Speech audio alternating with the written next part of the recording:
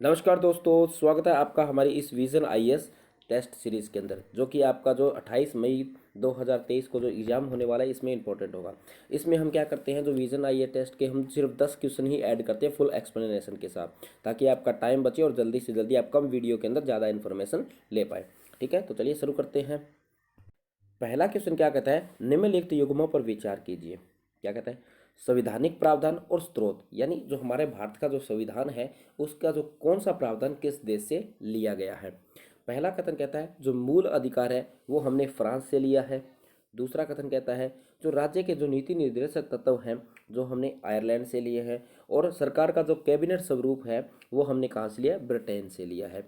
तो पूछा गया है हमसे इसका सही कथन, तो इसका जो सही कथन है वो हमारा है ए, यानी जो मूल अधिकार है वो हमने कहाँ से लिए हैं, ये हमने अमेरिका से लिए हैं।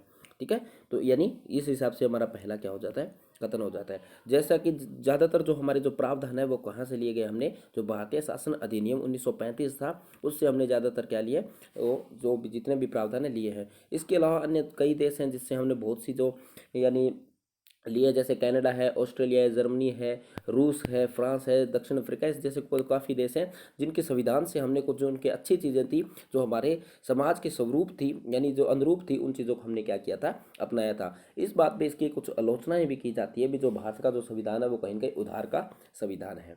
ठीक, तो अगला क्वेश्चन क्या कहता है, ये कहता है भी राज्य निर्वाचन आयोग के संदर्भ में निम्नलिखित कथनों पर विचार कीजिए। कथन क्या कहता है हमारा, इसे 73वें संविधान संशोधन के तहत पंचायतों के चुनाव के संचालन का अधिकार दिया गया था। दूसरा कथन क्या कहता है, राज्य चुनाव आयोग में पंचायती सीटों के परिसमन, आरक्षण और चक्रानुक्रम यानी बार बार कौन सा चुनाव किस हिसाब से या कौन सी सीट किसके पास जाएगी का कार्य निहित है। तीसरा कथन कहता है राज्य चुनाव आयोग अपनी वार्षिक रिपोर्ट भारत के चुनाव आयोग और राज्यपाल को प्रस्तुत करता है। तो इसमें पूछा गया हमसे सही कथन, तो इसका जो सही कथन है वह है केवल 1 और 2, यानी इसका आंसर नंबर ए। ठीक है, क्योंकि जो राज्य का जो चुनाव आयोग है वो क्या करता है, जो अपनी जितनी भी जो रिपोर्ट होती है वो किससे प्रस्तुत करता है, तो ऐसा वैसे कोई भी ऐसा कोई प्रावधान नहीं है भी जो राज्य चुनाव आयोग है वो अपनी रिपोर्ट किसी को देगा, मगर क्या करता है अपनी सिफारिश होता है, कोई बात होती है वो चुनाव आयोग को बता देता है, मगर ऐसी कोई ये हम कह सकते हैं भी कोई बाउंडेशन नहीं है, यानी कोई सीमा नहीं है, वो है चुनाव आयोग को वो अपनी रिपोर्ट है वह प्रस्तुत करेगा। बाकी जो पहले जो कथन है वो सारे के सारे क्या है, सही है। ठीक, चलिए नेक्स्ट क्वेश्चन पर। अगला क्वेश्चन क्या कहता है, राष्ट्रीय अल्पसंख्यक आयोग वह किसके अंदर है, सामाजिक न्याय और अधिकारिता मंत्रालय के अंतर्गत। दूसरा कथन कहता है जो राष्ट्रीय महिला आयोग है वह किसके अंदर है, महिला एवं बाल विकास मंत्रालय के अंतर्गत है। तीसरा कथन कहता है राष्ट्रीय अनुसूचित जनजाति आयोग ये किसके जाता है, जनजातीय मंत्रालय के अंतर्गत है। बता रहा है इसमें से सही कौन कौन सा है, तो इसका जो सही आंसर है वह कहे कि और सी आंसर, यानी जो राष्ट्रीय जो अल्पसंख्यक आयोग है वह अल्पसंख्यक कार्य मंत्रालय के अंतर्गत आता है, न कि हमारा सामाजिक न्याय और अधिकारिता मंत्रालय के अंतर्गत आता है। तो इस हिसाब से इसका आंसर हो गया हमारा सी। ठीक है, चलिए नेक्स्ट क्वेश्चन पर। अगला क्वेश्चन क्या कहता है, वित्त आयोग के संदर्भ में निम्नलिखित कथनों पर विचार कीजिए। पहला कथन कहता है यह एक अर्ध न्यायिक निकाय है। अर्ध न्यायिक यानी ऐसी निकाय है जो एक आदि न्यायालय का काम करती है, यानी न्यायालय की तरह ही काम करती है, अपने प्रावधान अपनी सिफारिशें प्रस्तुत करती हैं। दूसरा कथन क्या कहता है, इसके सदस्य 5 वर्ष और 65 वर्ष की आयु तक पद धारण करते हैं। तीसरा कथन क्या कहता है, इसके सदस्य पुनर्नियुक्त हेतु पात्र होते हैं उपयुक्त। ठीक है, तो इसमें कहा है भी जितने भी कथन है उसमें से हमें सही कथन को पहचानना है। ठीक है, तो इसका जो सही कथन है वह कौन से होते हैं, इसका जो आंसर है वो भी है सी। ठीक है, क्योंकि इनकी जो आयु है वो सीमा इसकी क्या दिया गया, जो अध्यक्ष वह 4 अन्य सदस्य होते हैं उनकी जो कार्यकाल होता है वो निर्धारित किसी समय के निर्धारित नहीं होता। वो क्या करते हैं, जो राष्ट्रपति होता है उसके जैसे हम कहते हैं भी उनके आधार पर ये कहते हैं भी जितना वो चाहेंगे निर्दिष्ट करते हैं भी उनकी अवधि कितने दिन तक ये जो वित्त आयोग है वह कार्यकाल में रहेगा, कितनी देर तक नहीं रहेगा। ठीक है, यही चीज़ इसके अंदर कही गई। और जैसे हमारा जो वित्त आयोग है वह भारतीय संविधान के अनुच्छेद 380 के तहत है, इसलिए हम ये भी कह सकते हैं ये एक संवैधानिक निकाय है। ठीक है, अगला क्वेश्चन क्या कहता है, हाल ही में क्या है कि जो एयरटेल पेमेंट बैंक को आरबीआई द्वारा अनुसूचित बैंक का दर्जा दिया गया है, इस संदर्भ में निम्नलिखित कथनों पर विचार कीजिए। यानी किसको, जो एयरटेल पेमेंट बैंक है उसको कौन सा अनुसूचित बैंक, ठीक है, उसका दर्जा दिया गया, तो इसको कौन कौन से अधिकार है या कौन कौन से प्राप्त हो जाते हैं। पहला क्या कहता है कि प्रत्येक अनुसूचित बैंक समाशोधन गृह का सदस्य बनने के लिए पात्र होता है। समाशोधन यानी एक प्रकार का ये क्लियरिंग हाउस होता है जो कि क्या करता है भी पेमेंट वगैरह की रखता है यानी जानकारी रखता है। अगला कथन क्या कहता है, भुगतान बैंक डेबिट कार्ड और एटीएम कार्ड मुहैया करवा सकता है। अगला कथन कहता है भुगतान बैंक की जमा राशि प्रति व्यक्ति कितनी है, 1 लाख रुपए तक की है। तो इसमें पूछा गया है सही कथन, तो इसके जो सही कथन है वे हैं केवल और केवल ए। ठीक है, क्योंकि जो भुगतान बैंक होते हैं वो उसकी जो जमा की सीमा होती है वो केवल कितनी है, 1 लाख नहीं है, इसको बढ़ाकर अब कितना कर दिया गया है, 2 लाख रुपए कर दिया गया है। ठीक है, तो इस हिसाब से जो हमारा ये जो कथन है वो क्या हो जाता है, गलत हो जाता है। बाकी जो पहला कथन है, क्योंकि जो ये हमने देख ही लिया, क्योंकि वो एक प्रकार का जो क्लियरिंग हाउस है उसका सदस्य बन सकता है, यानी आरबीआई से क्या ले सकता है, उधार ले सकता है वह। ठीक है, दूसरा कथन क्या कहता है, जो वो भारतीय जो वो क्या कहता है डेबिट कार्ड जारी कर सकता है और एटीएम कार्ड भी जारी कर सकता है, मगर जो भुगतान बैंक होते हैं वो ज़्यादातर जो क्रेडिट कार्ड होते हैं वह जारी नहीं कर सकता है। ठीक है, तो चलिए नेक्स्ट क्वेश्चन पर। अगला क्वेश्चन क्या कहता है, भारतीय संविधान का उपयोग उस मूल ढांचे के रूप में करता रहता है जिसके भीतर सरकार संचालित होती है, निम्न में से कौन सा इसका एक कारण नहीं है। तो कहला कहता है कि न्यायपालिका और राजनीतिक प्रथाओं में संविधान के क्रियान्वयन में लचीलापन दर्शाता है। दूसरा कथन क्या कहता है, संविधान का मूल ढांचा हमारे देश के अनुकूल है। तीसरा कथन क्या कहता है कि संविधान निर्माता बहुत दूरदर्शी थे और उन्होंने अनेक परिस्थितियों के लिए समाधान प्रदान किए थे। चौथा कथन क्या कहता है, जो भारत का संविधान एक पवित्र दस्तावेज है और इसे परिवर्तित नहीं किया जा सकता है। ठीक है, तो इसका जो ये किस चीज़ की, जो मूल ढांचे की बात कही गई है, यानी जो मूल ढांचे की जो हमारी संकल्पना है वो किस चीज़ को डिफाइन करती है। तो इसका जो सही उत्तर है वो होता है डी, क्योंकि जो हमारा जो संविधान है वो एक पवित्र दस्तावेज है, इसमें आप परिवर्तन नहीं कर सकते हैं मगर हम इसमें संशोधन कर सकते हैं। भी परिवर्तन नहीं, हम जो उसका मूल ढांचा है उसको हम नहीं चेंज कर सकते हैं, जबकि हम इसमें जो ज़रूरतमंद के जो संशोधन है वो हम इसके अंदर के क्या कर सकते हैं। वैसे कि जो हमने जो संविधान था वो कब अपनाया था, 26 नवंबर 1949 को हमने अपनाया था, और लागू कब हुआ था, ये जनवरी 1950 को। ठीक है, तो यही कुछ थोड़ी सी इनके बारे में इंफॉर्मेशन थी।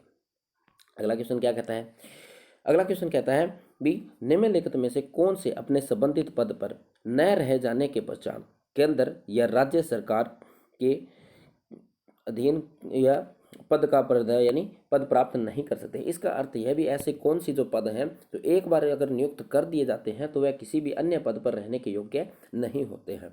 ठीक है, तो पहला कथन कहता है कि जो भारत का नियंत्रण एवं महालेखा परीक्षक जिसको हम कैग बोलते हैं। ठीक है, दूसरा होता है भारत का जो महान्यायवादी। तीसरा होता है संघ लोक सेवा आयोग के सदस्य। तो इसका जो सही आंसर है वो केवल और केवल ए बी है, यानी एक नियंत्रण एवं महालेखा परीक्षक है। जो हमारा जो नियंत्रण एवं महालेखा परीक्षक है वो क्या होता है, तो हमारे जो राष्ट्रपति द्वारा ही इसको क्या कहते हैं नियुक्त किया जाता है और इसे हटाया जाता है एक प्रक्रिया के द्वारा।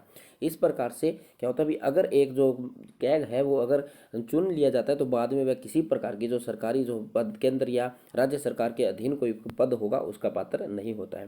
जो भारत का महान्यायवादी होता है वो किसी प्रकार की हम कह सकते हैं भी कोई सरकारी पोस्ट नहीं है, तो इस प्रकार से वह निजी कार्य भी अपने कर सकता है।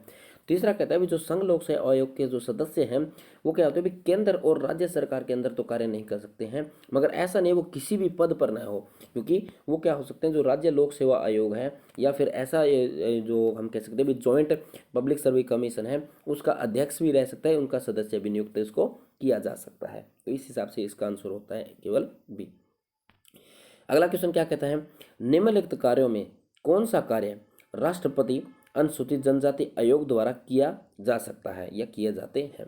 पहला क्या कहता है भी वन क्षेत्रों में रहने वाले अनुसूचित जनजातियों को लघु वनोपजन के संबंध में स्वामित्व अधिकार प्रदान करने के लिए उनके उपाय भी सुझा सकता है, यानी यानी वनों में रहने वाले अनुसूचित जनजातियों के जो लोग हैं उनको छोटे वनों के अंदर कुछ अधिकार प्रदान करा सकता है।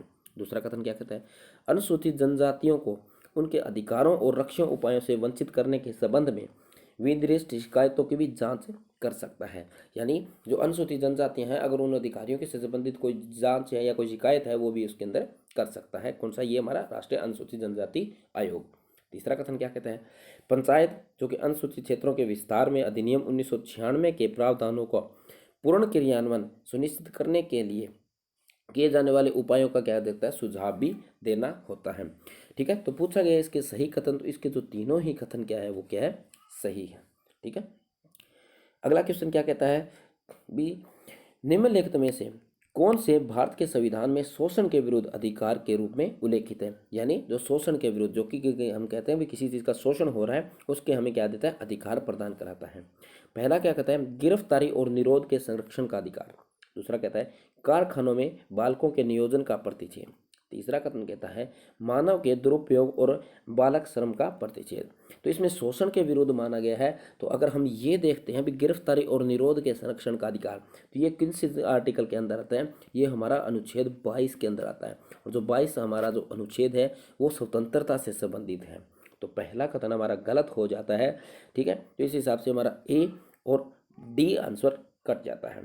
दूसरा कहता है जो कारखानों में बालकों के नियोजन से संबंधित है और मानव के दुरुपयोग, तो ये किसके अंदर आता है, ये हमारा जो आर्टिकल नंबर 23-24 है इसके अंदर ये दोनों आर्टिकल आते हैं। तो इसका जो सही आंसर होगा वो कौन सा होगा, सी।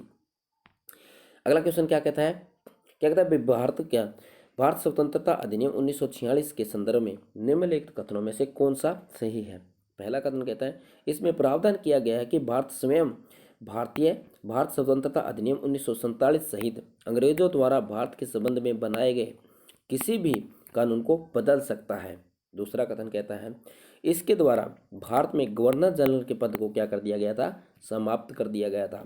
तीसरा कथन क्या कहता है हालांकि इसने भारत को स्वतंत्र घोषित कर दिया था, लेकिन इसने भारतीय रियायतों पर ब्रिटिश सर्वोच्चता की समाप्ति की घोषणा नहीं की थी।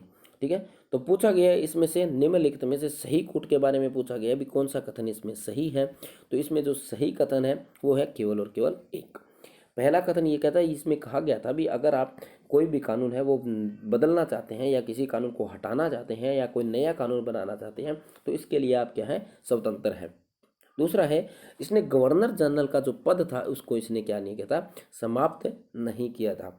ठीक है, जबकि इसने क्या किया था, जो वॉइस रॉय का जो पद था उसको क्या कर दिया था, समाप्त कर दिया था। जबकि जो गवर्नर जनरल थे जो कि अलग अलग प्रांतों में थे उनका प्रावधान इसने किया था, जो किसके अंदर, डोमिनियन स्टेटस जब हमको दिया गया था। अगला कहता है जो तीसरा कथन था वह भी क्या नहीं है, इसका जो सही नहीं, क्योंकि इसने क्या किया था, भारत को स्वतंत्र घोषित कर दिया था, यानी ऐसी बात नहीं है भी जो ब्रिटिश सर्वोच्चता को भी इसने क्या कर दिया था, खत्म कर दिया था, यानी अब ब्रिटिश का किसी भी तरह से भारत पर क्या नहीं होगा, अधिकार नहीं होगा। ठीक है, तो आज के सौ जितने भी 40 के हमारे जो 10 क्वेश्चन थे वो हमारे कंप्लीट हो चुके हैं। अगर आपके लिए वीडियो हेल्पफुल होती है तो आप चैनल को सब्सक्राइब कर दीजिए, साथ ही साथ वीडियो को लाइक भी कर दीजिए। ठीक है, तो मिलते हैं नेक्स्ट वीडियो में।